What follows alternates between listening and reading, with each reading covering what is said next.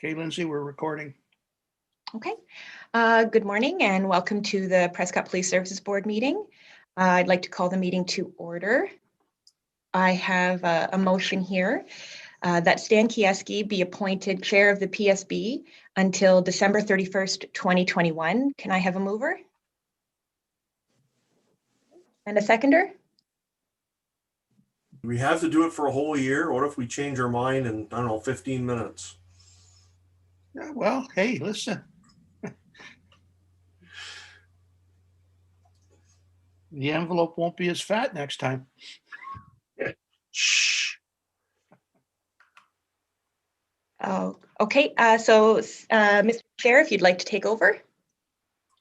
Okay, thank you very much, Lindsay, and thank you everyone else. You've had a chance to look at the agenda. Are there any errors, omissions, additions? No.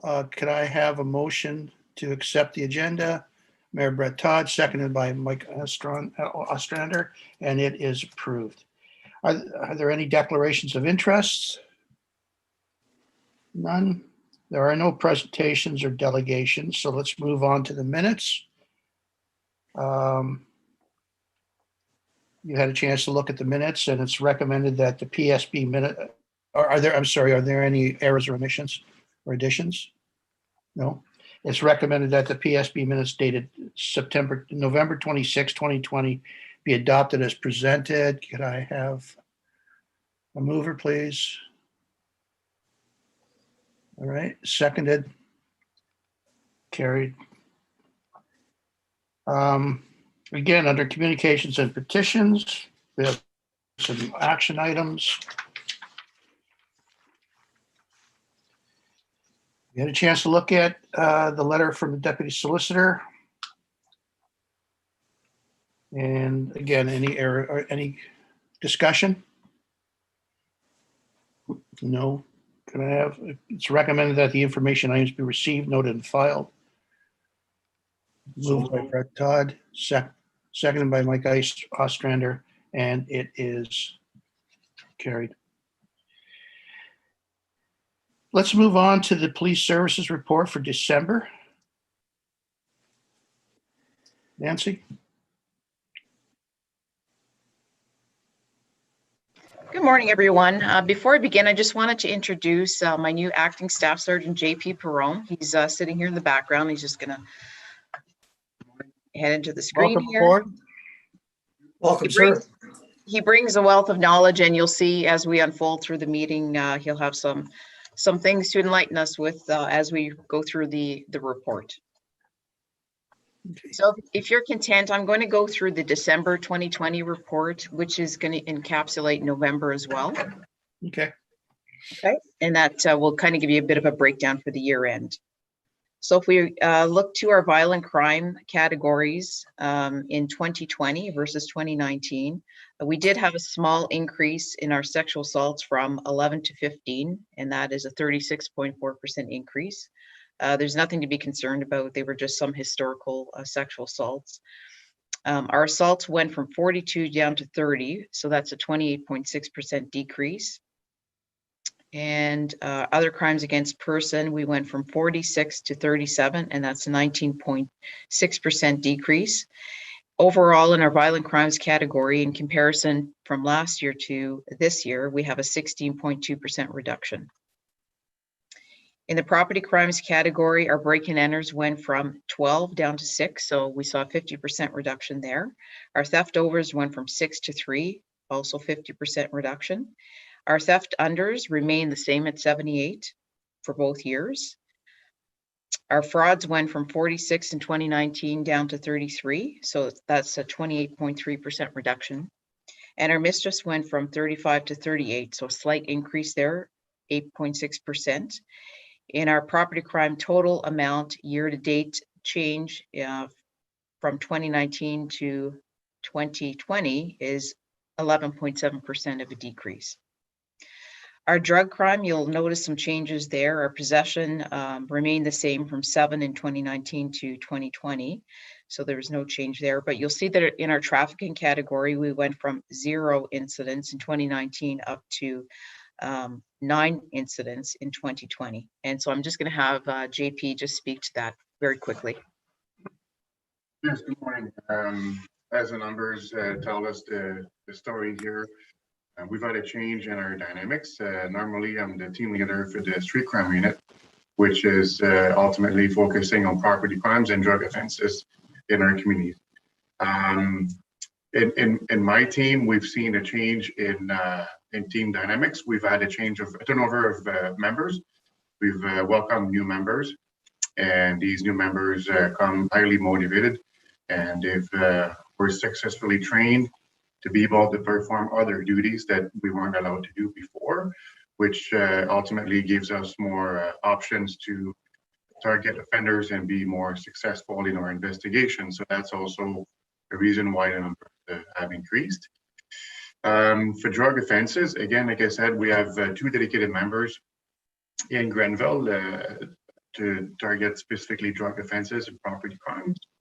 All that to say that obviously we often get involved more frequently with drug offenses rather than property crimes. Not to say that there's no property crimes, but they're a bit more challenging to pursue and investigate further. We need some sort of leads to be able to follow up on these property crimes, and sometimes it's really difficult. Versus drug offenses, it's a bit more easy for us to follow up and investigate these crimes. For the reductions in property crimes that Inspector Graves talked about, it's also due to our massive presence in your community as a result of our enforcement actions we've been taking this past year. Every time we take enforcement measures, we do press release, and it's all over the media, on social media as well. And therefore, our actions speaks for themselves, and we believe that it has a direct impact with some individuals, perhaps, and it may stop others from continuing into their bad habits. And I do believe that the reductions in numbers is a direct contribution of our efforts to target either property crimes or drug offenses in the community. Thank you. So overall, you will see that our change went from 7 to 17. There was an increase of 142%. And on the next page, you'll see our clearance rate. Our violent crime went from 68.7 to 66.3%. Our property crime went from 36.3 down to 22.8, and a drug crime 71.4 to 76.5%. Now, the thing of this clearance rate, as you will see down below, these numbers are dynamic in nature. So that means as we continue to investigate crimes, those numbers could change. So this is just simply a snapshot in time on the date of this report, year to date. But as I said, as we continue to investigate crimes, those numbers will change. And then if we follow through on the calls for service billing summary, first of all, are there any questions on those 2 pages?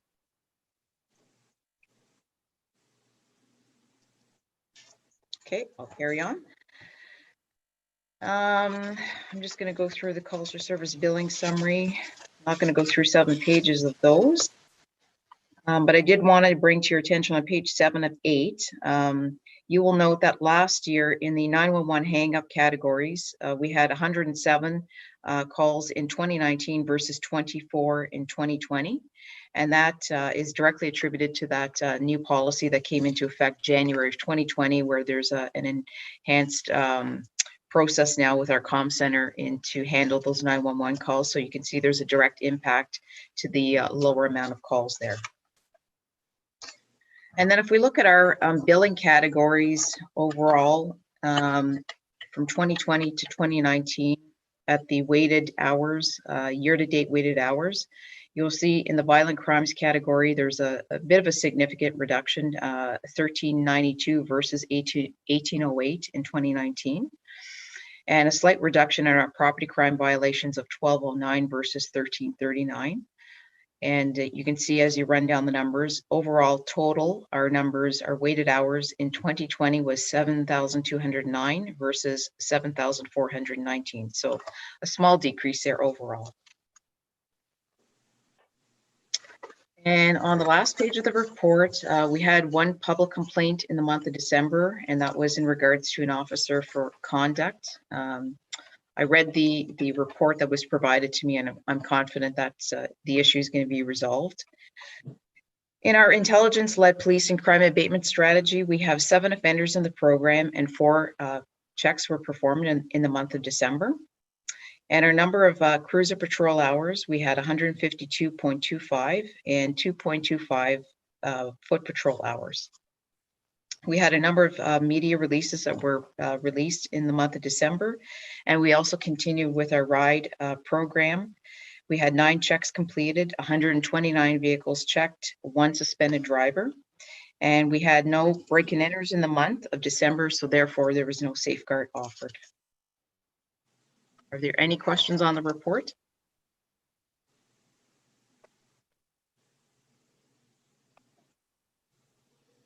Any questions going once? No, I guess that's it, Inspector. Is there anything you want to add?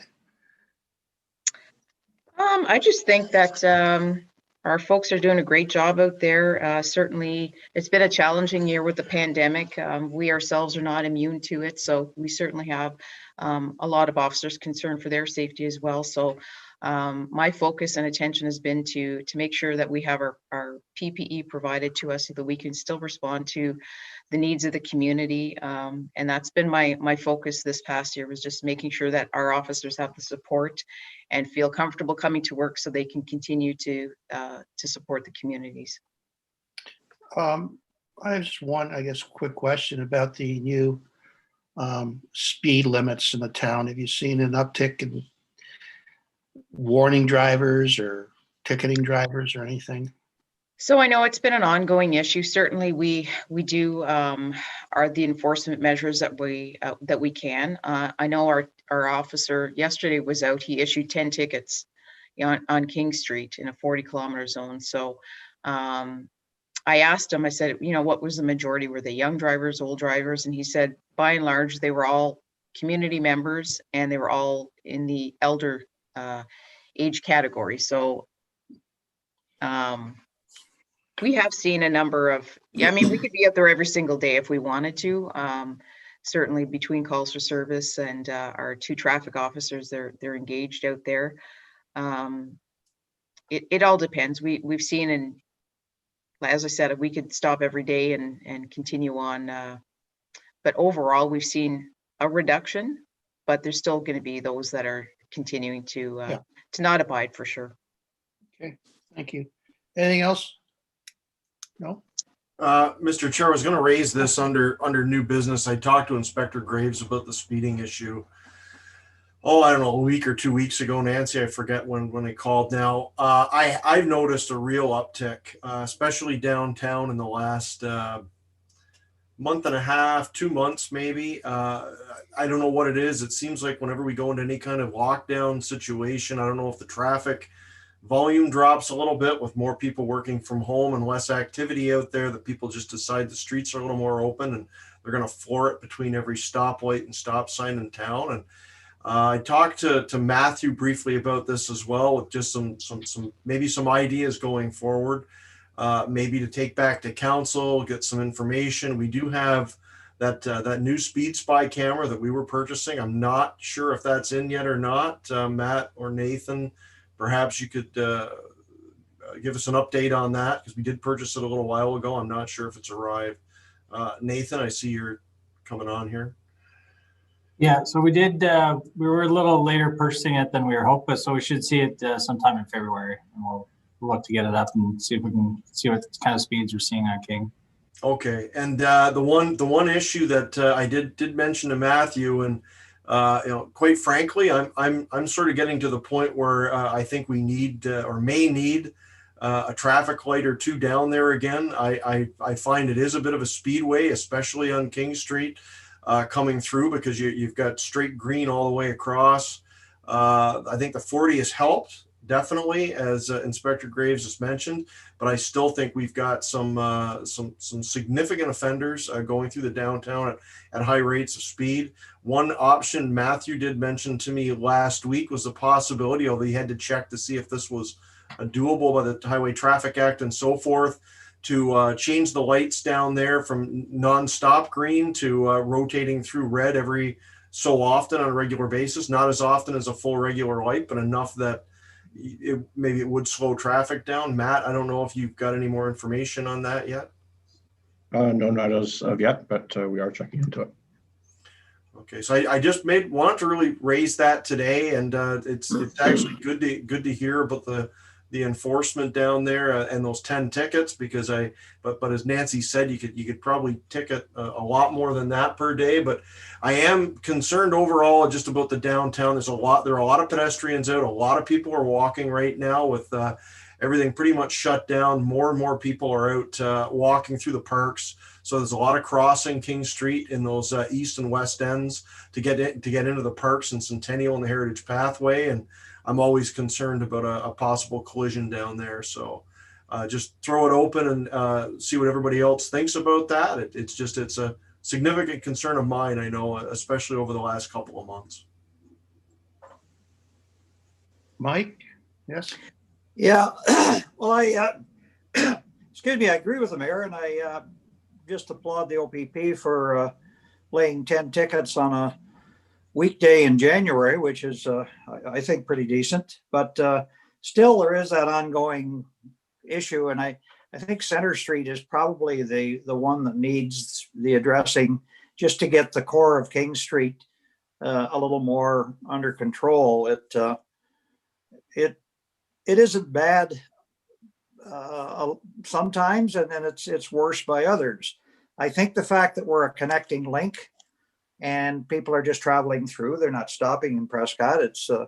They're preoccupied with getting where they're going or whatever, and that may take a little of their consciousness away from their speed or other traffic or pedestrians around them. So if we could add an intermittent at Center, I think it would be a big help. I don't see George as quite the same problem, but it's the same idea, I guess. So yeah, worth looking into and see if it would help for sure. To that, what I've noticed is the speed seems to increase once they hit George Street to go west on King Street. It seems that they just let her rip from there. And, but again, if you want to put in a rotating or whatever you call it light, that might work. But they're still going to build up speed coming from George Street going all the way west. Anything else on that? I do have a bit of a recommendation, if you don't mind. Please, please. JP comes from a traffic detachment, so he shared we had a productive PSB meeting yesterday. So similar to your community, our other communities are experiencing some of the same issues as you are. So JP did a fantastic sort of a pitch for some of the situation as was in Ottawa and how to combat some of these offenders for speeding. So I'm just going to turn the floor over to him just to give you something for consideration for your thoughts. Good, great, please. Thank you. That's okay. As Inspector Graves has mentioned, I used to work in Ottawa, OPP, Ottawa City, and they have a pretty big traffic unit within Ottawa Police to deal with problematic areas within the city of Ottawa. But even then, their traffic units cannot be everywhere at the same time, and they cannot deal with every offender that is in the city of Ottawa or comes in and out of the city. So what they've done, they've identified problematic areas where they need to really put the focus. And although we're not the same size population, we don't have the same funding as Ottawa. What Ottawa's done, they've established and implemented several photo radar cameras in specific areas. These cameras are fixed and they cannot be moved. So their permanent solution to a problem.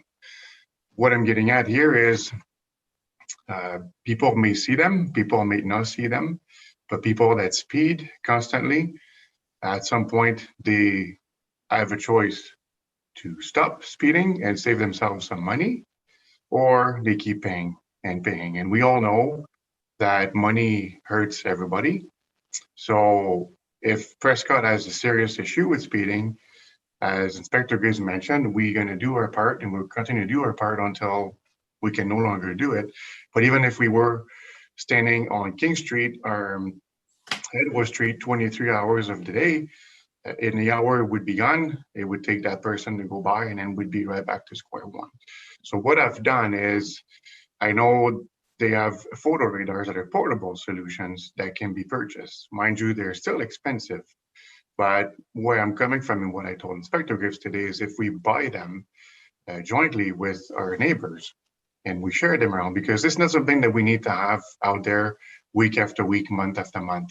It can just be installed for a couple of days in one specific area and then tucked away and then be moved somewhere else again until, excuse me, the situation gets better and the offenders stop doing what they're doing. So I've since then connected with a provider, a manufacturer in Ontario, and I'm getting a phone call from them this morning at 10 o'clock to discuss further, to see what options are available for you and our neighbors and at what cost, and to see if there would be suitable options or not, suggest to you so you don't have to do the legwork and to ask those questions. So I'm not sure if that would be something that would interest you, but I do believe that it would be a great solution. It would be a great reminder to the community that you have their best interest at stake. Although it looks like it could be a suppressive method, it's to remind people that slow down because somebody's going to get hurt. And these things, the beauty about these devices is that we can set up the threshold for speed to be only activated at specific limits. So we don't want to use these to be perceived as money makers. Right? In some cities, that's what they're used for. But I understand we're a smaller town, and we don't want the community to turn on you and to say, well, you guys are just coming after our money. So if you set the threshold higher, so it wouldn't really affect the people that are going 10, 15 over, but the ones that are going 25, 30 over, that can also be set up. So just throwing it out there for you guys to consider as a future option to support our enforcement initiative. Because I mean, ultimately, we're going to do our best again, but with the court system, it's not a quick fix. The courts is slow due to COVID, and even if we issue a ticket to someone, they may not have, they may not see the consequence of it until it's dealt with the courts. And with COVID now, it could be months, could be a year down the road. So even if we stop them 10 times in the next 2 months, it may not fix it. With this device, it's not the driver that gets a fine, it's the vehicle owner, the registered owner. There's no points attached. It's just the fine is a bit more expensive, but there's no points attached. So if it's a young driver that drives mom and dad's car, when they receive that offense notice, you can rest assured that that person will not be driving their car for a while. So I think it's a great way to address this issue. But again, that's my own opinion on that. We've done other measures with Ottawa City where we've used the OPP plane to conduct radar. We had motorcycles racing on the highway and we could never intercept them. So we had an airplane coming and we had an operational plan drafted, and we had officers set up on the highway at specific locations, and we were able to pick off 25, 30 motorcycles in the course of a couple of weeks of enforcement. So, I mean, this wouldn't apply in Prescott, obviously, because it's too small of a stretch, but we have the support of our right teams as well, but they have also other areas to focus. So we can do a blitz and have them come to support our local officers. That's also something that we can do on a specific time frame period. But I do think at this point, we need to be thinking outside the box and working together to find a better solution to this problem. That's good. Yeah, I'd be interested to see what the costing would be and see how much, if our partners would like to kick in. We did something similar to this a number of years ago where we shared where we shared some resources. Mike, do you remember that, or am I just, was that before? I'm not sure. We've had photo radar before, which is this is basically what this is. And it was very effective, but it got into the infringing on people's rights thing back in that day. And it kind of sort of went away politically, I guess you could say. But this is a good reboot. And I've been seeing some articles in the Citizen about that. And they're having some success with it in Ottawa. And well, why not?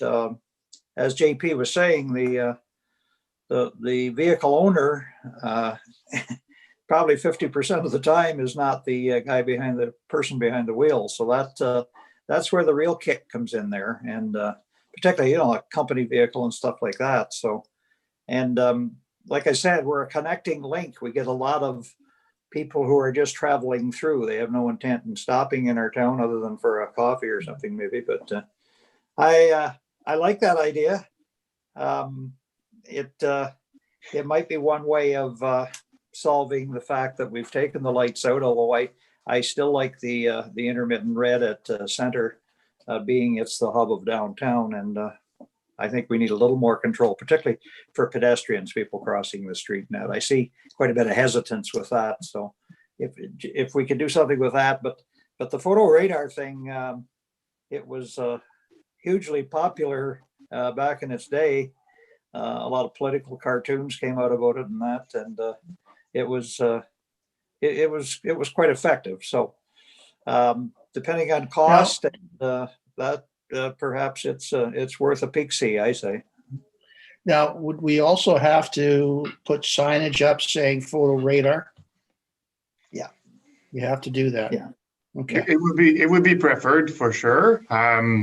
Although what they do in Quebec is they have a camera set up in the back of a white van, and they have signs along the highways to say photo radar, but the van is not always there. The van could be there, then the van could not be there. So as long as we have signs throughout our communities, it doesn't have to be on that specific road. As long as we make our citizens aware that we're going to be using photo radar, and it's up to them to really slow down or not. Because in Ottawa City, I want to say there's one area, but there's no signs. And close to the Ottawa hospitals, because I saw the box myself and I was like, ooh, and I wasn't going fast, but it caught me by surprise. And I know a lot of members have been caught by it too, because they didn't expect it. So I think it's, again, if we were going to go down that road, I think if we did our part and we did media release and we communicated that through our citizens, so it's not becoming as a surprise to them to say, as of this date, we will be implementing this new measure. If you don't want to be caught speeding, or if you don't want to pay extra fees, please reduce your speed, drive safe, and arrive alive. And then it shouldn't affect the regular citizen that are already following the speed limits. So, well, I can do further research on that as well for you if you want when the time comes. Thank you. Mayor Todd, anything? Yeah, Mr. Chair, two more quick comments. I want to thank JP for the input on that. One comment is I know it's around the clock phenomenon, and I know that we can't have officers down there all the time. It's absolutely impossible to stop something like this. But I would say the worst time would be the prime times down there. And what I've noticed is the afternoons, early evenings always seem to be the worst, with people coming home from work and so on. So added presence down there between the hours of, say, 4 and 7 on King would probably be not too bad an idea. That does seem to be the real prime time for issues in the downtown core. So I just suggest that. As for the cameras, it has come up when we've discussed this issue at council on a couple of occasions. I know there was some support from a couple of councillors to look into this. But obviously we need numbers, and I know it's a bit of an expensive proposition. So whether that's the route to go down or not, but I think just to kind of put a bow on this, I'd introduce a motion that we direct staff to investigate alongside our partners with the Ontario Provincial Police and our neighbors in the township of Augusta, that we investigate the camera possibility, and also look into the intermittent stoplights downtown as well. Hey, yeah, Mike. Well, if he's making a motion, I'll second it. That's what I'm. They're introducing. Oh, okay. Okay. Yeah, it's recommended that the police services report for December 2020 be accepted as presented. It's moved by Mike Ostrander, sorry, and seconded by Mayor Brett Todd. Thank you. Let's move on to the bylaw update. There'd be a secondary motion in that, Mr. Chair, though, as well. On, The one I just mentioned about directing staff in conjunction with, I think Lindsay's got that. I hope that made some sense when I said it. That's the one I was seconding, yes. oh, I see. I'm sorry. We could also do it in a moment under new business as well, if that actually fits better within the. Because I was actually going to raise this a little bit later. Okay. So well, let's put that under. I can just bring that if that's good. Yeah, please. Let's follow the script here. So getting back to the recommendation that the police services report for December 2020 be accepted as presented. Moved by Mayor Todd, seconded by Mike Ostrander. Thank you. The bylaw update. We've had a chance to look at it.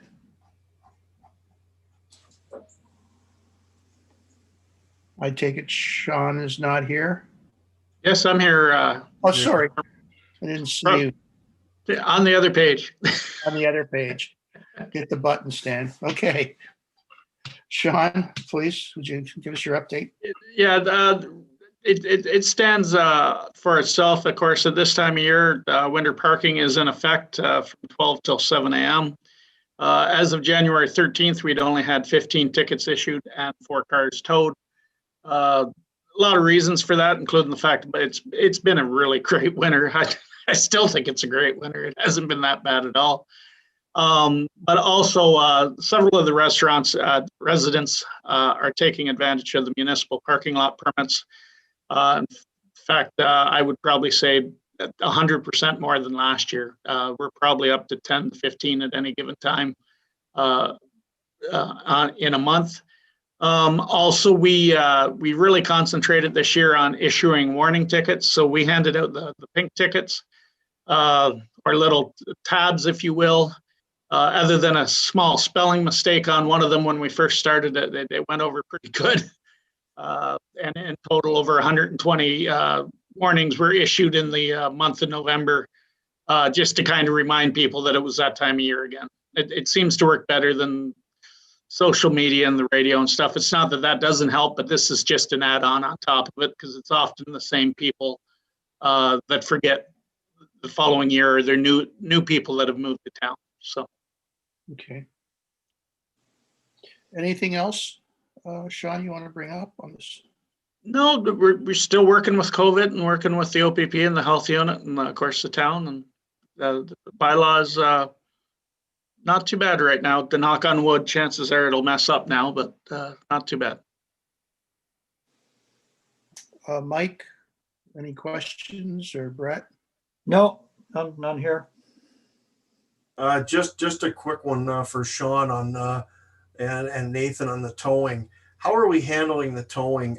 Is it are operations of the drivers actually calling in the tows when they see the vehicles out? No, it's by law. Once we issue a ticket, without a ticket, they won't tow. So. Okay, so for example, we have a snowstorm. You're out or Dave's out, noting the cars, and then it's called in? Correct. And if you remember correctly, last year, one person on operations was named a bylaw officer in case it was needed if they couldn't get a hold of us. Okay, my just to the point, I'm just wondering, we're not just authorizing a tow truck driver to go through town at 11:05 p.m. Because I have noticed a tow truck actually cruising the town streets around those hours during a couple of recent storms. I was just a little concerned about that because as much as I want to crack down on this stuff because we can't allow this to be abused, I just want to make sure we're not doing that as well, because I know that. No, yeah, through you, Mr. Chair. Yeah, no, every ticket that's issued is actually called in directly to the tow truck company, and we sometimes issue a ticket, and by the time the tow truck company gets there, the person has realized the problem and pulled the vehicle into the yard. In fact, we even had one where the guy came out as the tow truck was picking it up, and he agreed to just receive a small fee to put it back down. So, I mean, we both work really hard. The tow truck company doesn't need the extra tows or the headaches the next day. And, it's working good. It's the same as previous years, only the numbers are way down. That's great to hear. Thanks very much, Sheriff Sean. There's nothing else. Thank you very much, Sean. Anything under old business?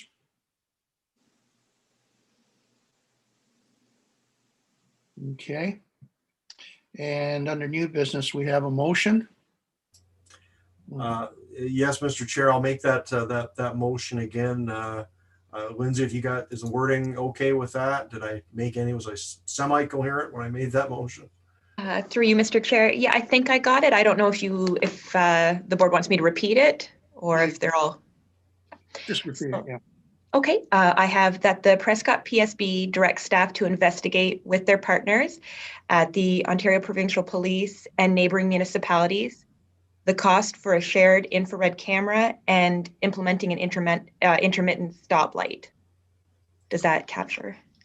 Yeah, I think that's everything. Matt, was there anything else on that? I know we discussed this. I'm not forgetting anything, am I? No, I don't believe so. Look at.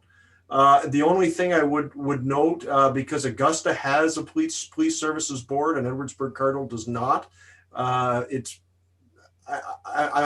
don't know if there's any point talking to Edwardsburg Cardinal about that because of this, and I don't want to get into a discussion on PSB governance with Edwardsburg Cardinal, so I would probably limit that to the Township of Augusta through their PSB. But if the board wants to look at Edwardsburg Cardinal as well, we certainly can.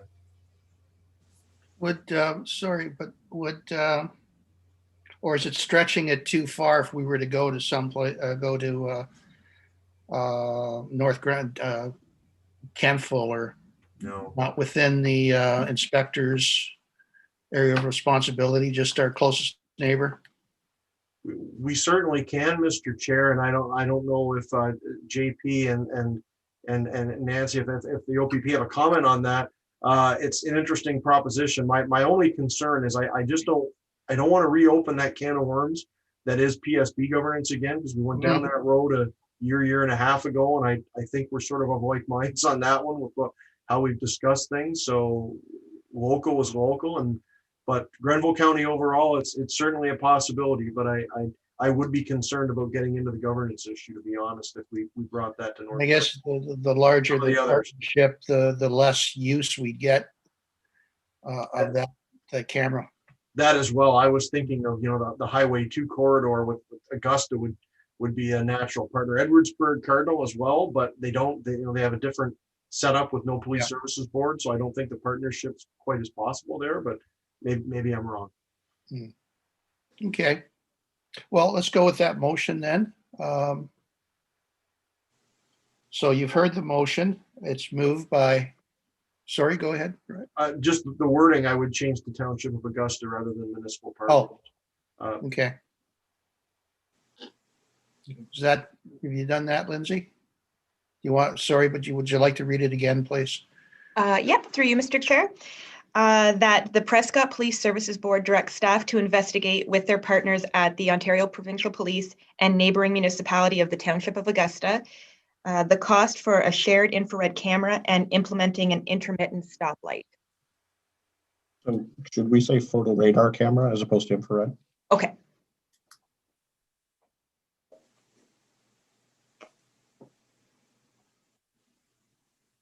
All righty. Okay. Motion is moved by Brett Todd, seconded by Mike Ostrander. Thank you. Now, before we move on, is there anything else under new business? Yes, Yeah, Mr. Chair, I was going to mention this under the police report earlier, but it's sort of all encompassing, and some of it actually addresses issues that have taken place in January. And I'm just speaking to the drug crime issue in Prescott. We've had a couple busts lately. It's generated a fair bit of buzz on social media. Of course, I think JP mentioned before.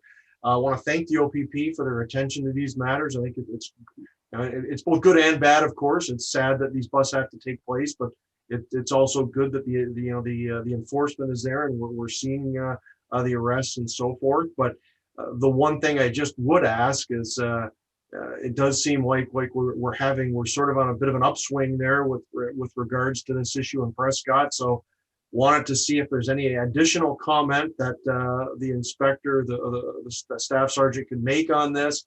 And also, is there anything at all we can do as a community to assist with this? Is there, I'm not talking operationally, obviously, but is there anything else that we can do with regards to the drug issue? Because again, it does seem to be sort of on the upswing locally. We've seen it in neighboring communities, and it seems to have moved in and become more of a presence here. So it's obviously a major concern for all of us with the town of Prescott. So I had to bring it up today, and I wanted to just maybe get some feedback there. And again, is there anything we can do from helping with an educational standpoint? I don't know, is there anything we can do as a municipality to help? That's a very good question, Mr. Mayor. Ultimately, drug prevention is a challenge on its own. There's only so much as a community and police agency we can do. There's always going to be a demand. The demand comes and goes, depends on the area. As per the increase, if you've seen in Prescott, again, I don't know if it is an increase or not. I do believe it's attributed to the change in dynamics within our team. Not to say that we weren't doing anything about it before, but we've had a change in the team itself. So it changes the way we're looking at these crimes. For awareness purposes and education, we can communicate messages, obviously, about drugs abuse and drugs consumptions and side effects and the potentially life-altering effects they can have on a person if they consume specific drugs, because the drugs nowadays, they're no longer like the drugs from 10 years ago. They're mixed with new drugs, and they're very different. One of the challenges we're facing here is, and again, it's nobody's fault, is we do our job, we do a warrant, we arrest them, the courts release them, and they go back into their own cycle of life. Because for most of these drug traffickers, it's a way of life, right? That's how they make their income. That's how they supplement their disability or whatever they're on, their social assistance money.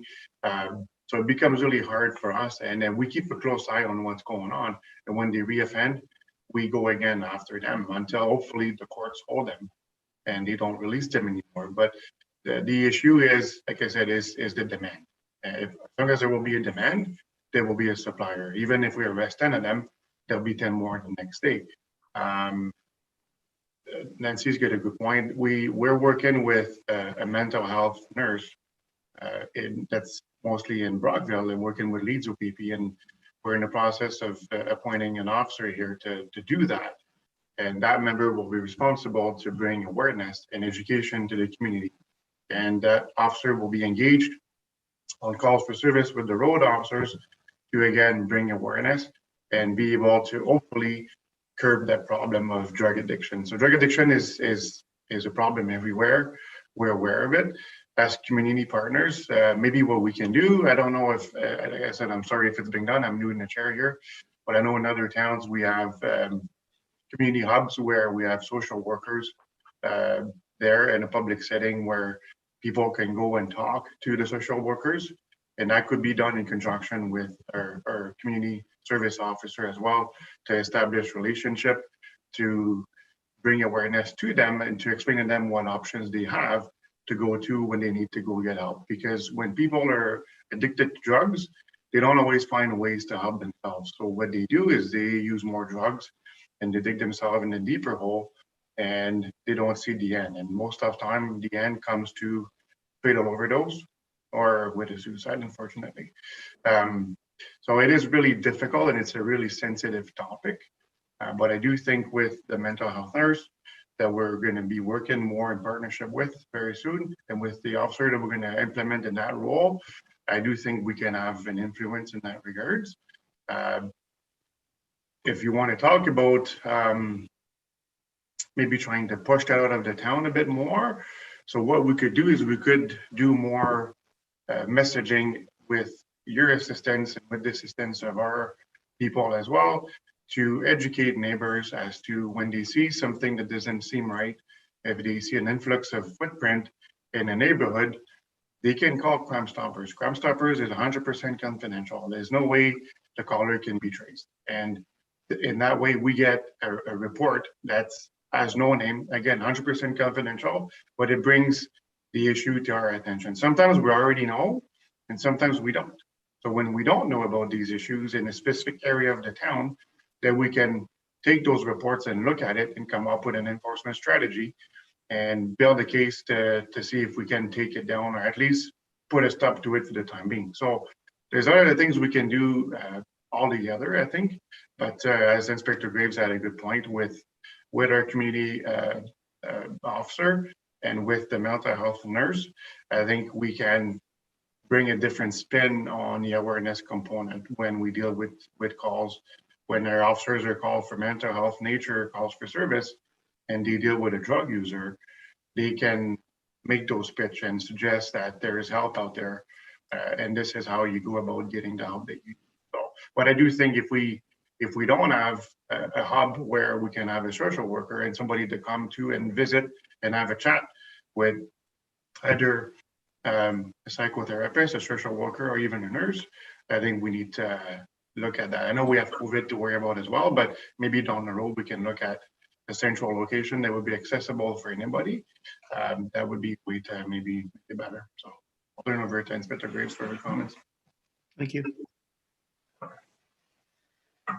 No, I think JP brought some very valid points, and we also have our situation table that we continue to participate in, and those that are at an acutely elevated risk, certainly we put their names forward and we do connect with them in the community. So again, with our mental health mental health nurse that we work with, those visits are occurring in our community. So we do have some processes in place to address and try and mitigate any of those issues that are in our communities. Okay, good. Thanks, yeah. thanks to you both for that. And where I was actually kind of going with this was the what JP mentioned, because this has come up on social media. Every time this happens, you see on social media 3 or 4 people mention about specific addresses in their neighborhood. And I'm going to guess that they have not called that in. So I'm wondering, since we do those media blitzes or those press releases, if we could maybe focus that this time around on, if you see something, say something, and really try to get that out there more. So there are more people actually. I mean, too many people just rely on, hey, I posted it to Facebook, so why don't the police know about this? And that, is obviously ridiculous. And we have to encourage people to come forward. And there also is JP did mention, there is concern about retaliation and so forth as well. So to get it out there as well, that, this is all confidential and is handled completely, it's with the police and the person reporting the issues and the incidents. So if we could do that this time around, and I think it'd be good if we could put a focus on that for the next little while with those media messages that we send out. And the other thing I was going to say, I'm wondering if we could reach out to Leeds Grenville Mental Health and Addictions, because they seem to be taking that on a little more now in the region overall. I mean, some of the focus has been on Brockville of late, because of the fairly well-known issues there. So I'm just wondering if maybe we could contact them, see if there's anything we could do working with them as a municipality as well, alongside the OPP as well, of course. But I just would want to like to take advantage of whatever they've got going on, and we haven't had that dialogue so far. So maybe if that could come from the municipality through the Police Services Board, and I'd be happy to make a motion to that effect, so we can bring it back maybe at the next meeting for a follow-up. So I guess the motion would read that we ask staff to work on a media campaign with regards to, I don't know if we need to specify Crime Stoppers or anything like that, but to get that message out. Boy, I'm not giving you much help for the wording of this one, Lindsay, am I? And the other one, just that we maybe begin a communication with Leeds Grenville Mental Health and Addiction to see if there's anything, any options there with regards to working with them to help with drug abuse in the community. I think we should put the Crime Stoppers in the next PSB. And explain the confidentiality and everything in it, and instead of using social media. No, I mean the media blitz, the media releases that come directly from the OPP. We have a topic for that virtually at the end of every meeting. So I'm suggesting we do that out of this one. Yeah. Okay. Yeah, we can certainly do something. I'll speak to Annie and we can do something that addresses that. Great, thank you.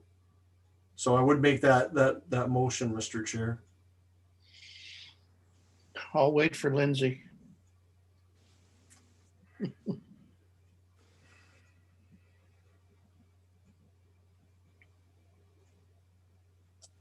Okay, through you, Mr. Chair, I'm going to take a stab at it.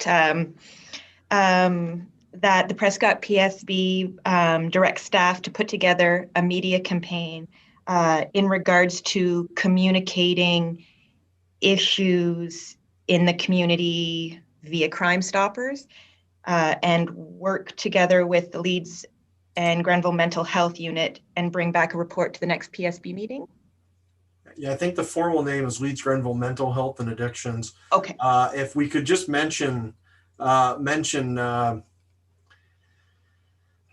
crimes specifically, though, Okay. with what we're looking for information on, because that is the specific item here. I don't want to be too vague. I kind of hate wording it that way as well, but it is the reality.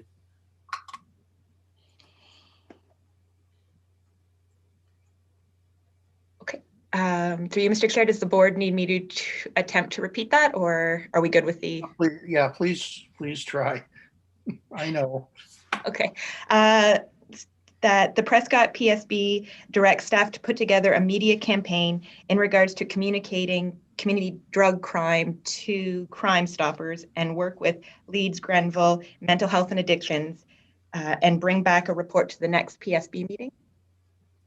Is that wording okay, Inspector Graves? Is that or is there something else that you could suggest there? And I apologize for not being completely clear on the wording myself here. I'm not sure what to suggest other than, like I said, I'm going to speak to my community service officer and we'll come up together with a bit of a media release just to explain, basically like we discussed, if you see something, say something, talk about the Crime Stoppers and the purpose of it, the anonymity that goes along with it. So I'm not sure what that will look like, but certainly we can do something in that vein. So the wording could be something like just support the Ontario Provincial Police and if you see something, say something campaign with regards to drug crimes in the town of Prescott. I don't know.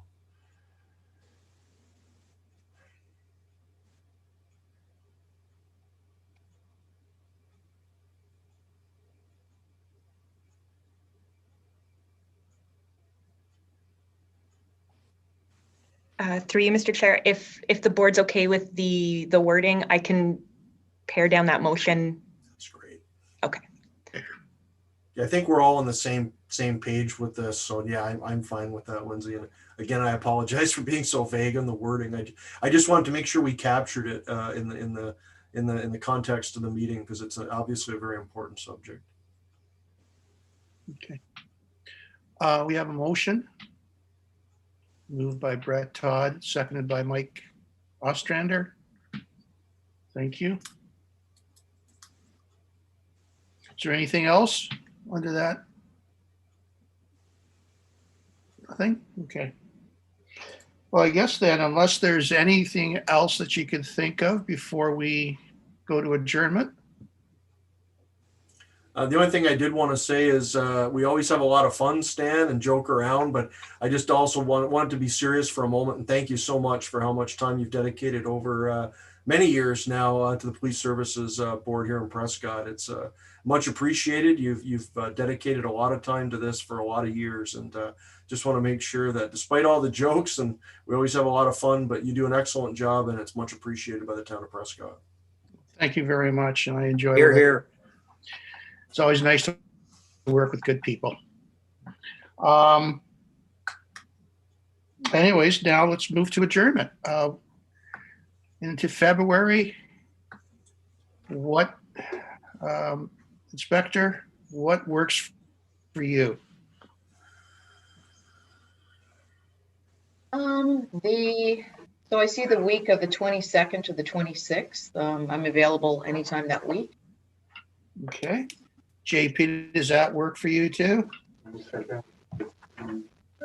Yep, we should be good. Okay.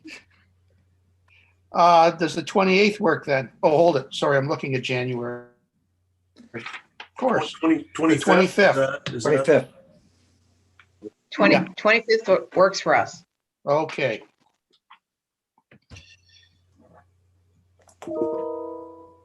Uh-oh. So if that's good,